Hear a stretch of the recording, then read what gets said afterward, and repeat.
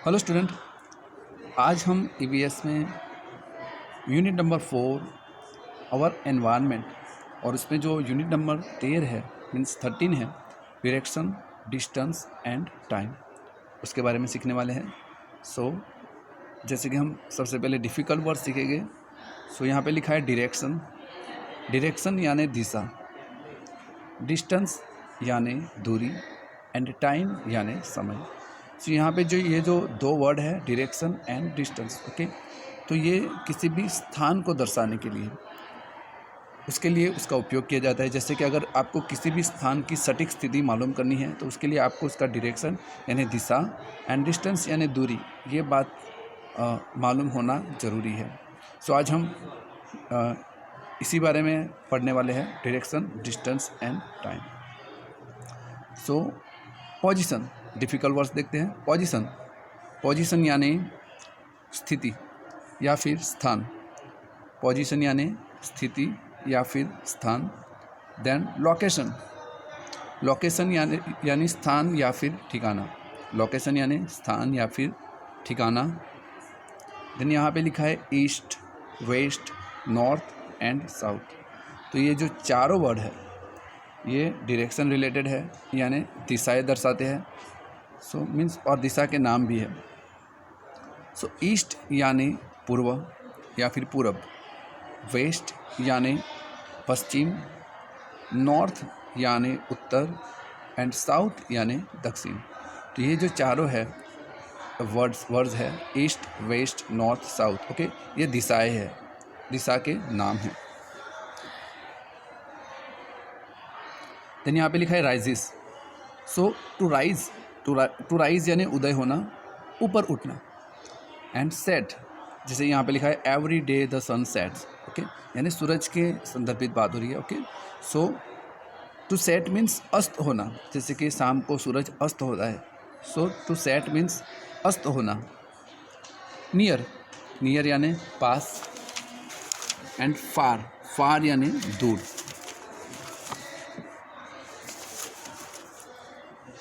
Close by means करीब या बिल्कुल समीप में। ओके, क्लोज बाय मीन्स करीब। फार अवे यानी बहुत दूर। फार अवे यानी बहुत दूर। देन क्लोज, ओके, वैसे तो क्लोज का हम जो मीनिंग देखते हैं वो क्या रहता है, बंद करना, बट यहाँ पे क्लोज, ओके, क्लोज यानी पास में या फिर नज़दीक में। देन बाइसिकल यानी साइकिल। और यहाँ पे और एक वर्ड है जैसे क्वाइट फार अवे मीन्स काफ़ी दूर यानी बहुत ज़्यादा दूर। ओके, तो ये कुछ डिफ़िकल्ट वर्ड्स थे जो हमें लिखने भी हैं और याद भी रखने हैं। Okay, now let us move to the lesson. Okay, तो जैसे कि सबसे पहले यहाँ पे लिखा है, let us start. We have public and natural places in our surroundings, यानी हमारे पास, हमारे परिवेश में, यानी हमारे आसपास सार्वजनिक, यहाँ पे लिखा है ना, पब्लिक मीन्स सार्वजनिक एंड नेचुरल मीन्स प्राकृतिक, यानी हमारे आसपास, हमारे परिवेश में सार्वजनिक और प्राकृतिक स्थान है। In order to know the exact position and location of a place we have to refer to their directions and the distance, यानी किसी भी स्थान की सटीक स्थिति और स्थान को जानने के लिए हमें उनकी दिशाएं और दूरी का उल्लेख करना होता है।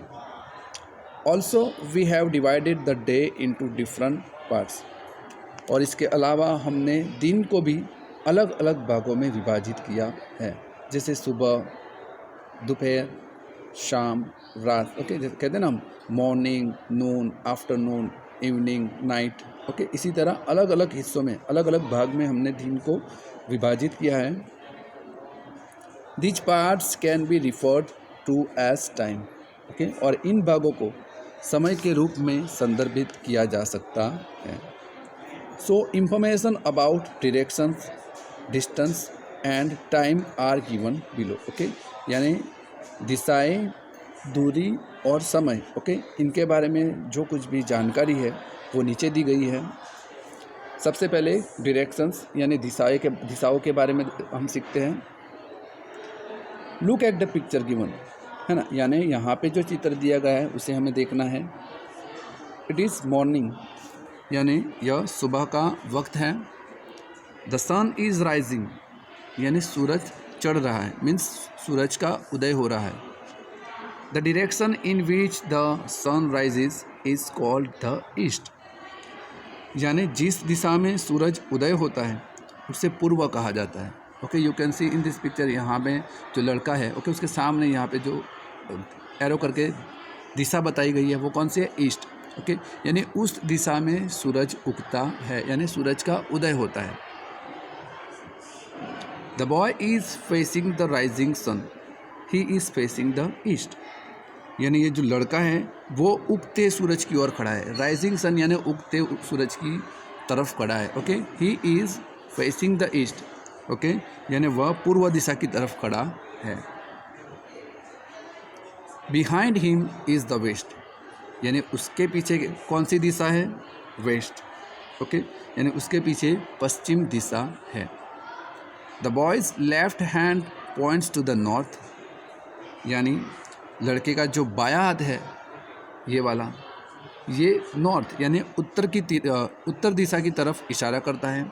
And his right hands points to the south, और उसका जो दाहिना हाथ है ये वाला, वो साउथ दिशा की तरफ यानी दक्षिण की ओर इशारा करता है। रिमेंबर, यानी हमें याद रखना है। क्या याद रखना है? Let us see. Number 1, there are 4 main directions, यानी मुख्य 4 दिशाएं होती हैं। Number 2, they are east, west, north and south. Okay, और वे 4 दिशाएं कौन कौन सी होती है? सो वे ईस्ट यानी पूर्व, वेस्ट यानी पश्चिम, नॉर्थ यानी उत्तर एंड साउथ यानी दक्षिण। ओके, ये 4 दिशाएं होती है। Number 3, the directions are opposite to each other, यानी ये जो दिशाएं होती है वो एक दूसरे से विपरीत होती है। कैसे? Let us see. The east is opposite the west, यानी पूर्व पश्चिम दिशा के विपरीत होती है, यानी ये जो ईस्ट है ये बिल्कुल वेस्ट के अपोजिट में यानी विपरीत में जाता है। The north is opposite the south, और उत्तर दक्षिण के विपरीत होती है, यानी ये जो नॉर्थ है वो दक्षिण साउथ, ओके, उसके विपरीत होती है। यानी ये जो ईस्ट और वेस्ट, ओके, ये दोनों एक दूसरे से अपोजिट है, और नॉर्थ एंड साउथ ये दोनों एक दूसरे के अपोजिट होते हैं। Number 4, every day the sun rises in the morning in the east, है ना, यानी रोज़ाना सुबह सूरज पूर्व दिशा में उगता है, यानी पूर्व दिशा में सूरज का उदय होता है। Number 5, every day the sun sets in the evening in the west, यानी रोज़ाना या फिर प्रतिदिन शाम को सूरज पश्चिम में अस्त होता है। अस्त होना यानी डूबना। अब नंबर 2, डिस्टेंस के बारे में पढ़ लेते हैं। क्या लिखा है? Look at the picture given below, यानी यहाँ पे जो चित्र दिया गया है वो हमें देखना है। तो यहाँ पे क्लासरूम का चित्र है, जैसे कि यहाँ पे लड़का है, टीचर है, ओके, टेबल है, विंडो है।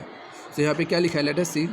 इन the picture given above the boy is standing near the table, यानी यहाँ पे जो चित्र दर्शाया गया है, ओके, सो उसमें ये जो लड़का है वो टेबल के यानी मेज के बिल्कुल नज़दीक में है, पास में है, okay, but the window is far away, लेकिन अगर आप देखोगे तो ये जो विंडो यानी जो खिड़की है वो थोड़ी दूर है। ओके, तो यहाँ पे क्या होता है? डिस्टेंस, यानी हमें दूरी दिखाई देती है। ओके, मेज जो है वो लड़के के बिल्कुल पास है, और ये जो विंडो है वो थोड़ी दूर है। ओके, तो यहाँ पे डिस्टेंस की बात हो रही है।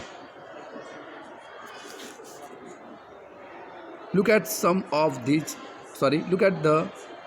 Of sentences given below. Okay, यानी यहाँ पे जो कुछ वाक्य दिए गए वो हमें देखना है। Number 1, the houses in the city are close by to each other, यानी शहर में जो घर होते हैं, ओके, वो एक दूसरे के बिल्कुल करीब होते हैं। नंबर 2 में क्या लिखा है?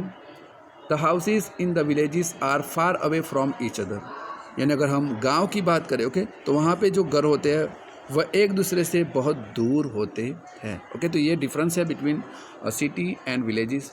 यानी सिटी में जो घर आप देखोगे तो वहाँ पे सारे घर एक दूसरे से करीब होते हैं, बिल्कुल पास पास होते हैं। और अगर गांव की बात करें तो वहाँ पे जो घर की जो सिचुएशन होती है वो क्या होती है, वो एक दूसरे से दूर दूर होते हैं। Number 3, Rahul's house is close to the school so he walks to the school. यानी यहाँ पे राहुल की बात हो रही है, यानी जो राहुल का घर है वो स्कूल के बिल्कुल करीब है, क्लोज यानी बिल्कुल करीब है। So he walks to the school, okay, और इसीलिए वो पैदल चल कर जाता है। ओके, स्कूल कैसे जाता है, पैदल चल के। Number 4, Sania's house is far away from the school. यानी सानिया का घर कैसा है, स्कूल से बहुत दूर है। So he comes to the school on a bicycle, और इसीलिए वो क्या करती है, साइकिल पे स्कूल आती है। Number 5, the teachers house is quite far away from the school. अब टीचर का जो घर है वो स्कूल से काफ़ी दूर है, यानी बहुत ज़्यादा दूर है। So he comes to the school by bus, okay, और इसलिए वो स्कूल में कैसे आते हैं, बस का उपयोग करके आते हैं।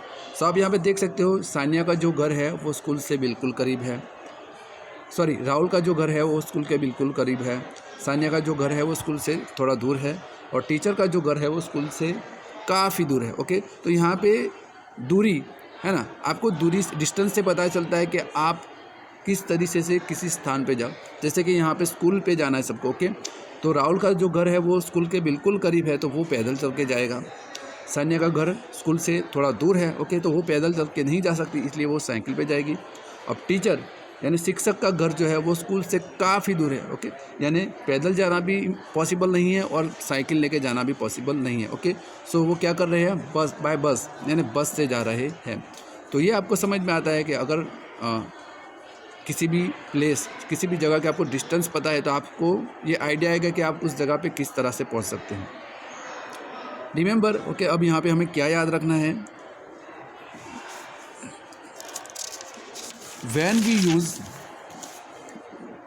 we use the words near, far, far away, quite far away, we refer to the distance of place, है ना। यानी यहाँ पे लिखा है when we use the words, यानी जब हम शब्दों का इस्तेमाल करते हो, कौन कौन से शब्द है, जैसे नियर यानी बिल्कुल निकट पास, फार यानी दूर, फार अवे यानी बहुत दूर, क्वाइट फार अवे यानी काफ़ी दूर, बहुत ज़्यादा दूर। ओके, तो इन शब्दों का अगर हम उपयोग करते हैं, ओके, सो हम एक स्थान की दूरी का उल्लेख करते हैं। When we use the words near, far, far away, quite far away, we refer to the distance of a place. यानी जब हम निकट, दूर, बहुत दूर, काफ़ी दूर इन शब्दों का उपयोग करते हैं तो हम एक स्थान की दूरी का उल्लेख करते हैं।